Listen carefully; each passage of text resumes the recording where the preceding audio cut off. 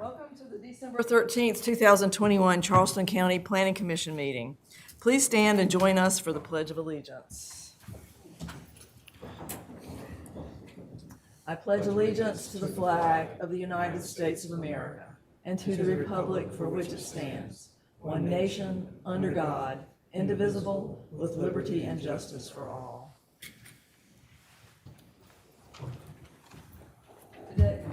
Today's meeting was noticed in compliance with the South Carolina Freedom of Information Act. The Commission acts in review and recommending capacity for comprehensive plan amendments, text amendments to the Charleston County Zoning and Land Development Regulations Ordinance, rezonings, and plan developments. The Commission has decision-making authority on road name change requests, public project reviews, appeals of administrative decisions on final plats and subdivision matters, as well as other matters pursuant to Chapter 29, Title 6, Section 6-29-340 of the Code of Laws of South Carolina as amended. If you wish to speak at today's meeting, please fill out the sign-in sheet by the door. I'm Cindy Floyd. I'm chair of the commission. And for those of you who cannot see nameplates, we have Pete Pilatus, vice chair, to my right, and Marlena Davis.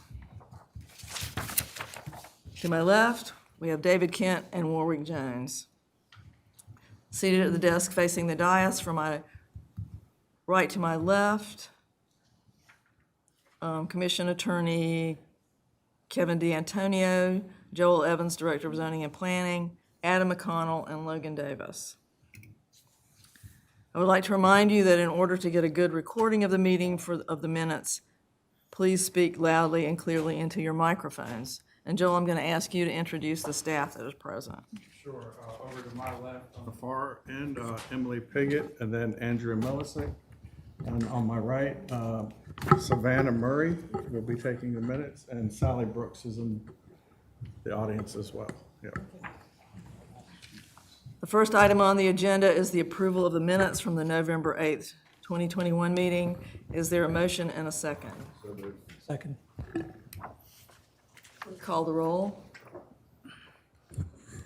Commissioner Logan Davis. Present. Commissioner Marlena Davis. Present. Commissioner Floyd. Aye. Commissioner Jones. Commissioner Kent. Aye. Commissioner McConnell. Aye. Commissioner Pilatus. The ayes have it.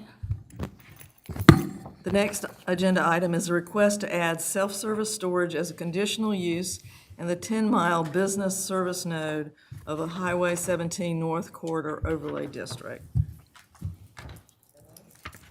Afternoon. This is a request to amend Article 5.8, Highway 17 North Corridor Overlay Zoning District of the Charleston County ZLDR at Section 5.8.7 Use Regulations to add self-service storage as a use subject to conditions in the 10-mile business service node and to modify the conditions of this use. Here are the applicant's proposed use conditions for the self-service storage use within the 10-mile business service node. Prior to the adoption of the Highway 17 North overlay, properties within the 10-mile business service node were zoned R4, CN, and RR3. In 2008, there was a rezoning application submitted for TMS number 632, parcel 10, to rezone from RR3 to CC, community commercial. It was withdrawn by the applicant. Properties within the 10-mile business service node contain residential uses or are undeveloped. The 10-mile business service node is bounded by properties zoned R4 to the west, PD zoning to the east, and a mix of RR and PD zoning to the north across Highway 17. The properties zoned R4 and RR contain residential uses. 3 separate planned developments contain a horse pasture and neighborhood clubhouse, a propane tank business, and a self-service storage facility, respectively. This map shows the boundaries of the 10-mile business service node. Here is an aerial view of the node as well. These are photos of the properties within the business service node and photos of neighboring properties. This slide shows the allowed land uses within the 10-mile business service node currently. And the applicant believes that all of the approval criteria have been met, stating that the proposed amendment meets the challenge of a changing condition as more residential growth and development happens in proximity to the 10-mile area. There's an increasing need for storage availability. The applicant also believes that the proposed amendment is consistent with the comprehensive plan and that it will provide a storage option for residents and businesses in their area, which would in turn take traffic loading from these patrons having to drive back into the town of Mount Pleasant. The requested amendments do not meet the approval criteria for ZLDR text amendments, therefore staff recommends disapproval. However, if Planning Commission does recommend approval, staff recommends removal of the proposed use condition number 1, as well as the additional operating conditions shown on this slide here. 8 letters in opposition to this request have been received. Those that provided their addresses in the letters are shown in the map in blue. This meeting was noticed as required. Thank you. We appreciate the staff's comprehensive report. Are there any questions for the staff from the commission members? Seeing none, is there anyone present who wishes to speak in support of the proposed amendments? Oh, you can, right over here. Yeah. Shorten my trip. Hey, good afternoon. Kevin Berry with Earth Source Engineering, 962 Houston Northcutt Boulevard, Mount Pleasant, and I'm representing the owner for the proposed use. And staff's put a very complete package together. And of course, we prepared the text amendment request. A couple things I wanted to talk about. It's a 12 and a half acre parcel. Really what we're looking at, obviously this is a 10-mile business and service overlay district. So a lot of commercial uses that have kind of been sought through. It's been a very well planned area in that area for, different uses, different service models, commercial uses that complement the area. One of the things I know that Charleston County has recently kind of changed some of the standards related to service, self-service facilities. And I think we all know in today's climate, there's been a lot of these type facilities. Obviously, we are an industry or a population of consumers, and they're just a big use. And as residential has grown out in that area, so has the need for people storing stuff. And as they're in neighborhoods and stuff, you don't store stuff outside or exteriorly. And really the model for self-storage facilities is not like the one that's out there now. That the one that's out there now is an exterior loaded, maybe not climate control facility. And this would be more of an internal climate control facility that's very low as far as noise and impact, lighting, other impacts that you would see with some of your older models of self-storage facilities. So I wanted to point that out, and that's really the model. The owner of the property would like to probably do a mixed-use development down the road at some point. He would, look to redevelop the rest of the property, probably with some residential use. But the self-storage, he feels like, and I think the industry calls for, is a need out there. So it's a as you get all the residential growth in and around the area, people are looking to be able to have areas to store goods. And instead of doing something that's exterior or storing stuff out in yards, this provides a service. And I know there was some comments related to traffic and some concerns there. What I'll tell you, with self-storage facilities, these are probably one of the lowest traffic generators you can have because people bring their stuff, they put it in a storage facility, and they're not coming back to it, on a very frequent basis. They're coming, they're storing, maybe they moved, relocated, rebuilding a house, downsizing, and they store stuff, and it may be 6 months down the road before they come back and touch or move that stuff again. So most of the clients of these type facilities don't frequent it often. It's not a high traffic generator, and I know that's a big concern. Obviously, some of the allowed uses out there from, banks or medical facilities or other things could be higher generators of traffic, but this is a very low one. And so when we talk about traffic and smart growth and a use for the area, I think this fits in well. Restaurants, retail, obviously high traffic generators, these are very low. They also are very low impact when it comes to water and sanitation because, they don't have people coming in, patrons, and using facilities a lot. So you'll have one bathroom by code, but that's very low generation as far as water goes, as far as sewage or septic requirements. And then the last point I want to make is, when you talk about lighting, again, it's indoor facility. So you've got to access through a door, through security, very secure facilities. And then it's all your noise or anything is contained inside the building. So I think it'll be a good neighbor to the residents in that area. It'll provide a good use in low noise and low impacts from traffic. I think those are the main points I want to bring out, but I'm happy to answer any questions that the commission may have as well. So you don't have any particular parcel in mind? At least from what I have in front of me, you don't have any. You're just talking generally, presumably you have something in mind. For a self-storage facility, Yeah, there's nothing here that identifies a particular parcel that you have in mind.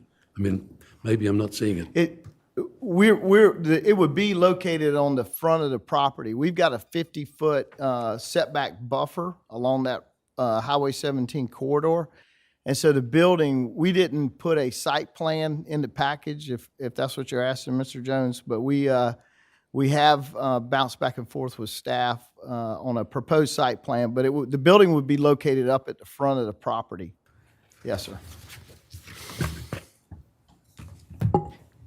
I mean, if that's something that would help, we can. No, I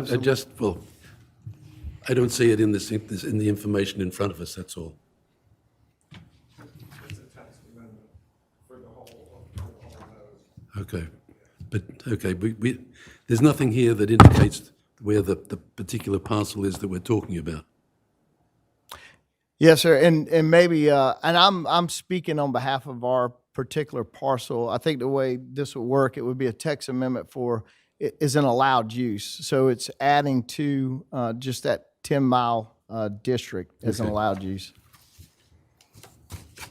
for those specific parcels that are part of it.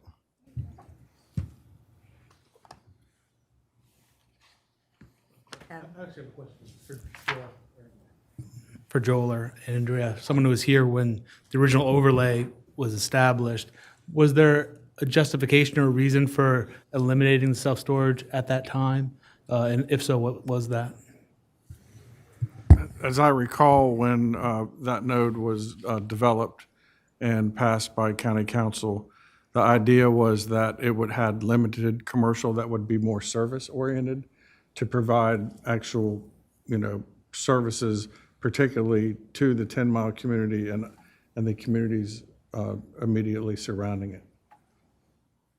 By services, you mean medical or? Or like neighborhood type of services, right, for those communities. This list that we see of allowed uses, that was arrived at with public input, community input, or? Yes, it was. Yeah, we did, just like we did do all of our overlays, we went out to the community and gathered information from the community of what they'd like to see, and this is the list. Emily has the list up that was eventually adopted. So the community had an input on each one of those listed there. But Joel, I'm sorry. Yes. Self-storage is pretty low impact, right? As far as on the community, I guess curious on why that wouldn't be included in there. I mean, it's not used that much, and a lot of these are, and it does provide a service for people that are fairly close by to store their inside. Yeah, I mean, all I can say is that it was not something that was brought up by the community at the time that they would like to see there. They wanted more of the traditional, more vibrant type of uses and not just storage. I have a question in that I think I heard you say that there would be additional development on the property. Is that correct? At some point, the owner of the property wants to do something with obviously he's got 12 and a half acres. He just wants to, he's looking at the front portion right now.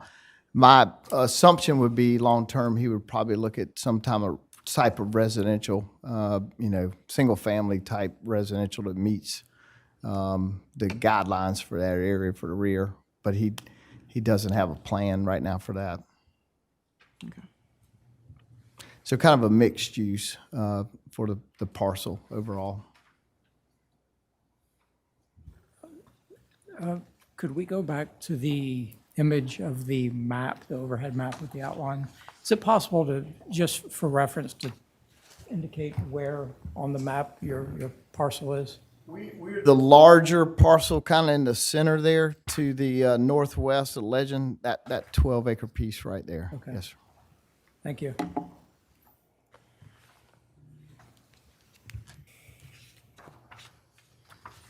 One thing I may have failed to mention is, as far as the self-storage use, we pretty much use the model that Charleston County has for self-storage guidelines. And the only thing we've amended, they've got a retail component typically, and I think that's more for areas that have a lot of maybe more pedestrian activity. And I think staff may have mentioned in theirs of some conditions if recommended for approval, and we can work with those. Those are fine. So Joel, if this is approved, then they would come back with a site plan and go through, well, depending on I guess we would have to do a PD, but they would just come back and deal with staff on location and everything else, correct? It would just be administrative once the use. Right. If the use was something that was added to the list. Right. Then it would be site plan review. Yeah. Planning Commission wouldn't see it any further. Just a quick question for Joel. This overlay is around 10 years old, is that plus or minus originally? Yes, that sounds about right. So, and it was established in order to create a space for commercial amenities for the surrounding neighborhoods. Right. And we've seen little to no investment there in 10 years, is that correct? I think there's some development. Can you go back, Emily, to the? Joel, Yes. there is not any existing commercial uses within the node Okay. currently. Thank you. Thank you. And just to clarify, Kevin, I think Emily had emailed you about it, but in your application, you included the mixed-use component as a requirement. Okay. So didn't want you to get stuck with something you didn't want it, depending on how this goes. Yes. We would prefer not to have the mixed use, but we could, we could live with that if that's a requirement of the county. And the thought process there with the storage facility, the county's requirements, so that first floor, that front space is to have some kind of mixed use component. The owner could build that out as a retail or something that fits within the allowed uses for the county, but it, typically, in this area's got the 50-foot setbacks. It's not a high pedestrian active area, I guess I would say. But we could, if that's something the Planning Commission wishes, we could live with that. Any other questions for staff or speaker? Okay. Is there anyone who wishes to speak in opposition to the proposed amendments? Tell us your name and your address, please. It's Pearl Askew, 977 Gadsdenville Road, Allendale, South Carolina. The community in that particular area is definitely opposed to the zoning change. The community is a historically African-American community, a settlement community as is known by Charleston County. There's lands and properties there currently owned by historically people who's been in that community for approximately 150 years. So we worked very, very hard, even though it was 10 years, to get what those soft business node types, what the community wanted. Now, please bear in mind that on that particular side, that is 4 to 1, which is urban area, and the business node, and on the opposite side is rural, where a similar or a storage is there. That's rural on the opposite side. Naturally, the guidelines are different, but under the circumstances, with these type of storage here in this communities, historically, Black folks have storage in their backyard. They don't have folks coming into the community and bringing in whatever, boats, extra stuff. And as I said, this is a historically Black settlement community. Joel and Andrea, along with the other staff persons, we took a lot of time to do the current zoning on that business node. And I just, please, take note of that. You don't have a lot of historically black communities with storage plopped right in the middle of the communities like that. And we do not, the community does not want this to be a precedent. Thank you. Okay, well, I have a question. So some of the uses that are on here are like for a service station with a convenience store? And Yes. that, you find that more acceptable than a self-storage? Yeah, and I'll tell you why. Please do. Because, yeah, it's on the corner. Historically, African-American communities were self-sufficient, if you will. They're right on the corner of Beehive Road. That's a commercial property. We had a gas station there, Johnny Brown's gas station, a laundromat. On the opposite side, at one time, there was a little corner grocery store, another little corner grocery stores within the community. That's because we didn't have any place else to go. So we had to be self-sufficient. So when we came up with those other uses, if you will, there were soft things. When I say soft, like a therapist's office, a doctor's office, something like that, to really complement the community. You know, it wasn't geared toward someone stacking storage units there. The rural area, it's a different area, but on that particular side, going 17 North, our whole mindset was different. We had several meetings, and I agree with staff that the zoning should not take place for those reasons. Black communities right now, they're becoming desecrated. And we need to have a little bit of our culture and history to maintain the character of our communities. Thank you very much. Any other questions? Would anybody else like to speak in opposition?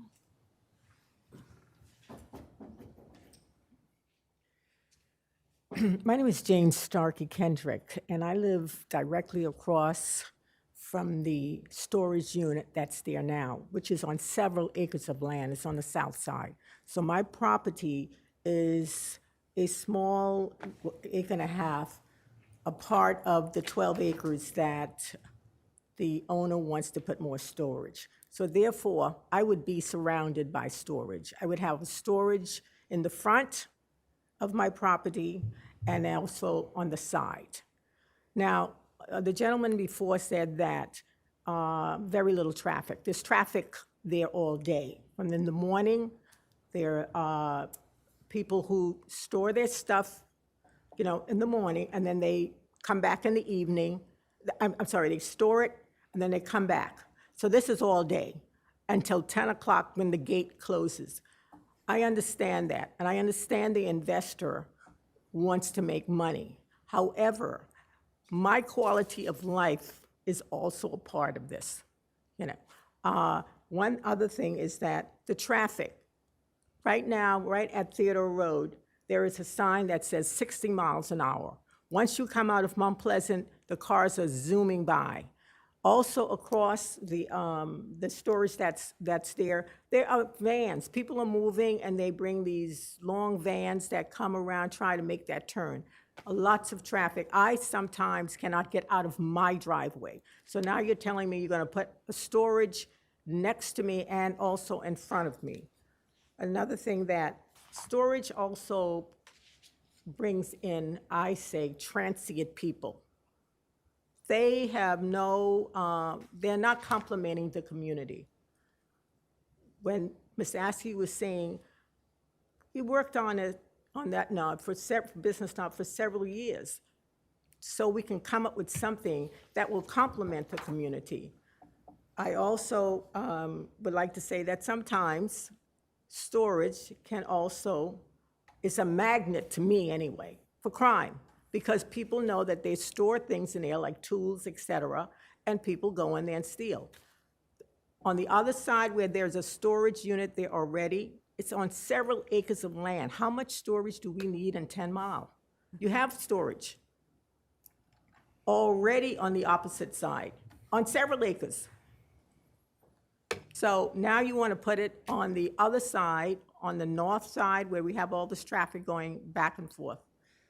And I'm a little nervous because I'm really, You're fine. really, I can't even articulate exactly what I want to say because I'm so, excuse me, and I apologize, pissed off. The other thing is that besides it's going to diminish, besides it's going to diminish the character of 10 miles, I definitely oppose my whole family and the community also. Thank you. Thank you. Oh, I do have letters. Some In letters. addition to the ones that have already been sent in? I'm sorry? Are your letters in addition to the ones that have already been sent in? I think so. I think they were already. I know we had, what, 8 letters in opposition?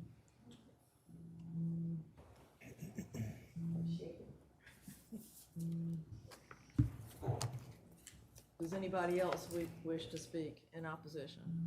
Okay.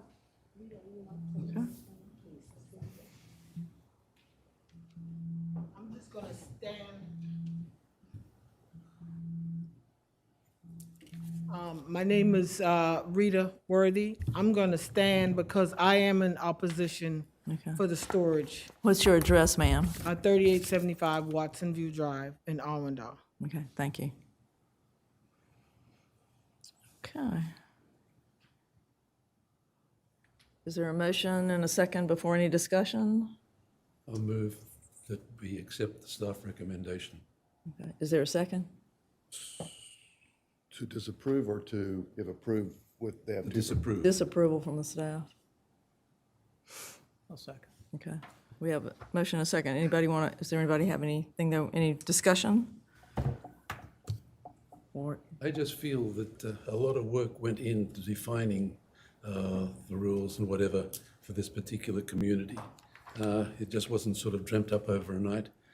I just feel uncomfortable changing it, and I'm not sure that we'd be changing it for the better. I think the neighbourhood has spoken. We listened to the neighbourhood 10 years or so ago. There's a lot of things that they're requesting with this change. I'm not in favour of it. anybody else? Adam? From my perspective, that this overlay was established to bring amenities there, that the storage amenity already exists in the neighborhood, maybe not in the overlay, I think is unnecessary to make this change at this time. That's my personal opinion. Anybody else? Okay. If there's no further discussion, it's time for the vote. Would you please call the roll? Commissioner Logan Davis. Aye. Commissioner Marlena Davis. I'm sorry, I have to ask, what am I voting on? Okay, the Am I staff voting on the staff recommendation? recommended disapproval, and that we're voting to approve the staff's disapproval. Does that make it any clearer? We're voting for disapproval. I am in favor of disapproval. Okay, there you go. Commissioner Floyd. Aye. Commissioner Jones. Aye. Commissioner Kent. Aye. Commissioner McConnell. Aye. Commissioner Palotis. Aye. The ayes have it. Thank you. County Council will hear this request at their public hearing on January 18th, 2022 at 6:30 in council chambers, and again at their January 27th, 2022 Planning and Public Works Committee meeting at 5 p.m. The request must then undergo 3 readings for approval at council's discretion. Because there was a typo on the date.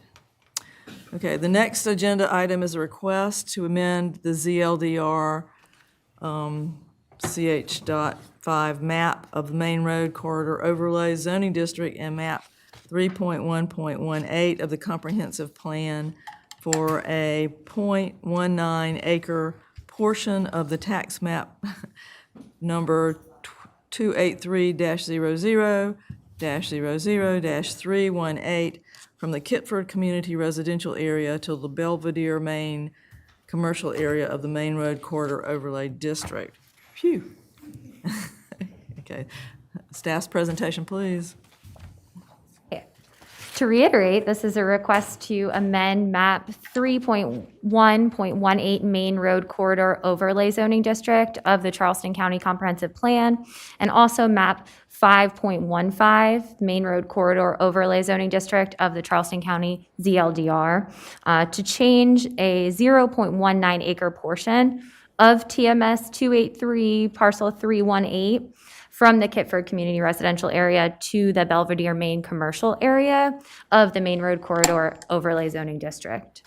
And the purpose for this application is that the applicant has submitted a plat for review and recording to adjust the property line between TMS 283, parcel 318, and parcel 112 in order to fix an encroachment of commercial parking onto a residentially used property. And since new split zone parcels cannot be created, the applicant's requesting this zoning change to allow for that property line adjustment. The subject parcel was split zoned between industrial and agricultural residential prior to the adoption of the 2001 ZLDR, when a portion of the property zoned AR was changed to RR3.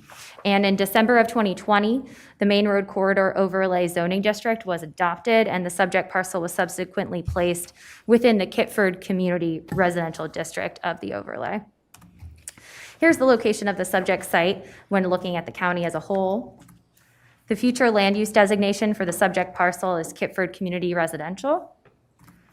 The current zoning for the parcels is also Kitford Community Residential. The subject parcel contains a single-family dwelling unit and a portion of an existing commercial parking lot. Adjacent properties to the south are in the Belvedere Main Commercial Zoning District and the Kitford Community Industrial District. And they contain a welding company and boat and RV storage. Properties to the north and east are in the Kitford Community Residential District and contain residential uses. Properties to the west across Main Road are zoned rural commercial and contain residential and agricultural uses or are undeveloped. Here's an aerial view of the subject parcel and surrounding area. You'll note in red here, this is the area proposing to be rezoned. These are photos of the subject parcel and surrounding properties. This is the approval criteria for the comprehensive plan amendment. And the applicant's letter of intent states that they meet criterion D, explaining that the small section of parking lot was inadvertently constructed onto the residential lot post-comprehensive plan, necessitating the need to record a property line adjustment, and thus the comprehensive plan text amendment for liability reasons and land title issues. The applicant also believes that all three approval criteria for the ZLDR text amendment have been met because it is consistent with the comprehensive plan, corrects an inconsistency, and will allow for higher commercial standards to be imposed. Staff agrees that the approval criteria has been met for the comprehensive plan amendment and therefore recommends approval. If the commission recommends approval of the comprehensive plan amendment, then the ZLDR text amendment application would meet the approval criteria and should also be recommended for approval. This meeting was noticed as required. Thank you. We appreciate the staff's comprehensive reports. Are there any questions for staff from the commission members? Okay. Is there anyone present who wishes to speak in support of the proposed amendments? Is there anyone who wishes to speak in opposition to the proposed amendments? Is there a motion and a second from the commission before we have any discussion? Move to accept staff's recommendation of approval. You're second, okay. We have a motion and a second.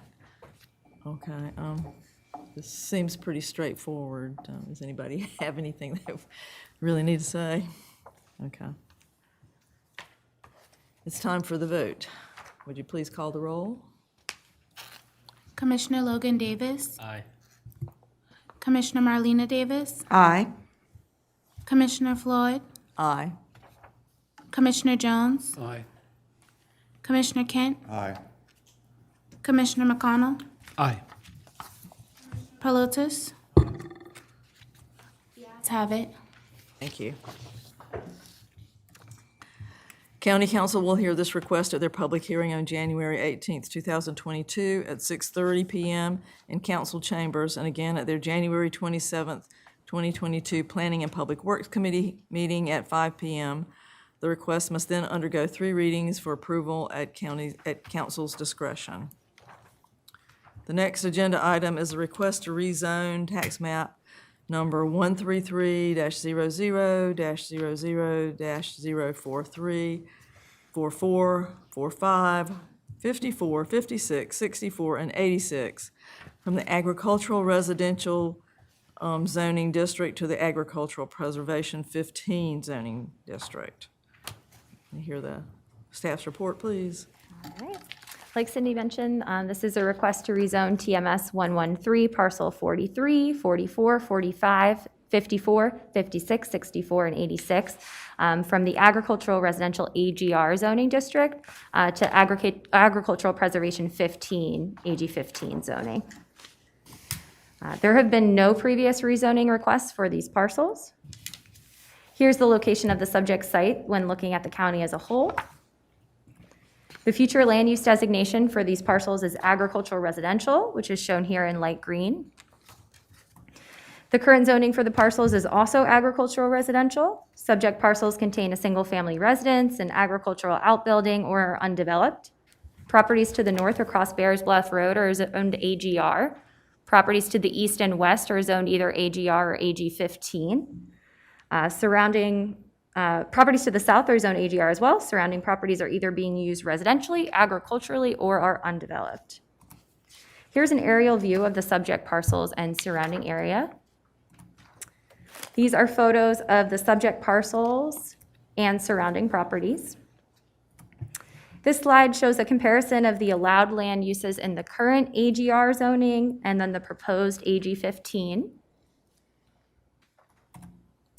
Staff believes the approval criteria have been met as applicable, and because of that, we recommend approval of the request. One letter of support has been received from the Wadmalaw Island Land Planning Committee, and this meeting was noticed as required. Thank you for that report. Is there anyone here who wishes to speak in support of this request?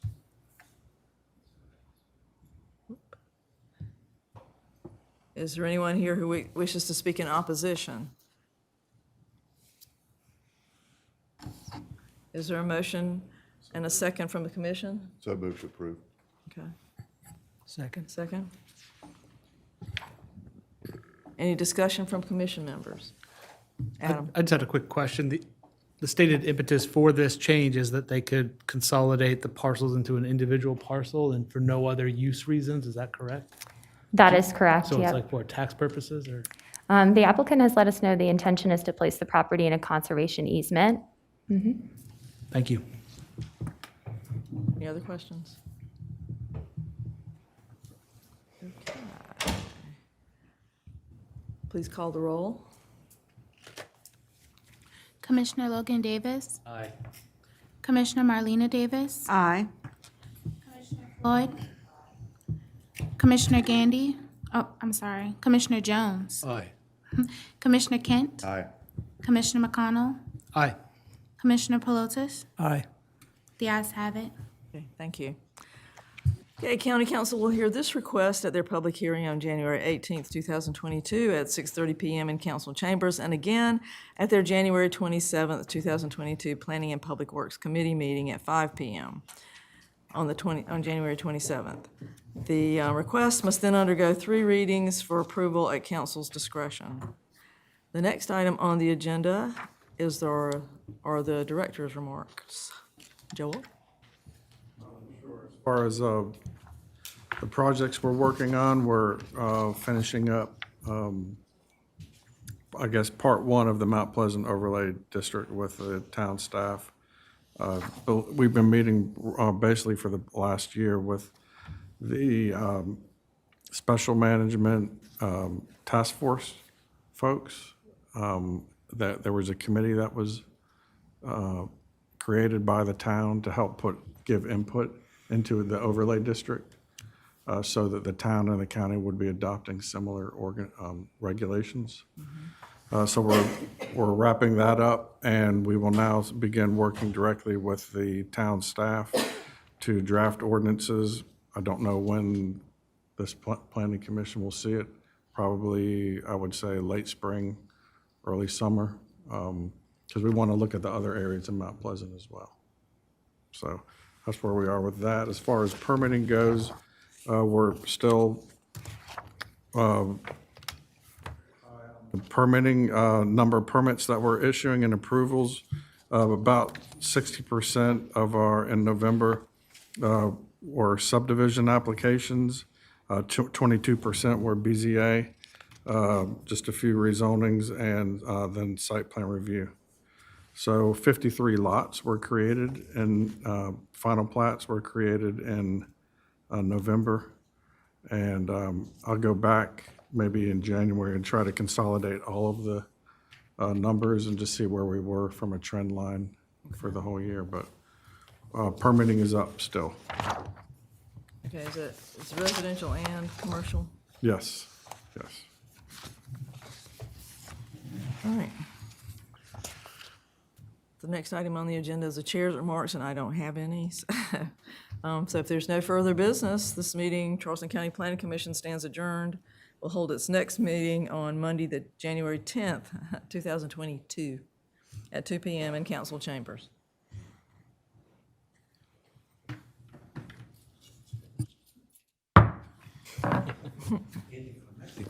Makes it official. That's the first letter we've got in support, blah, blah, blah.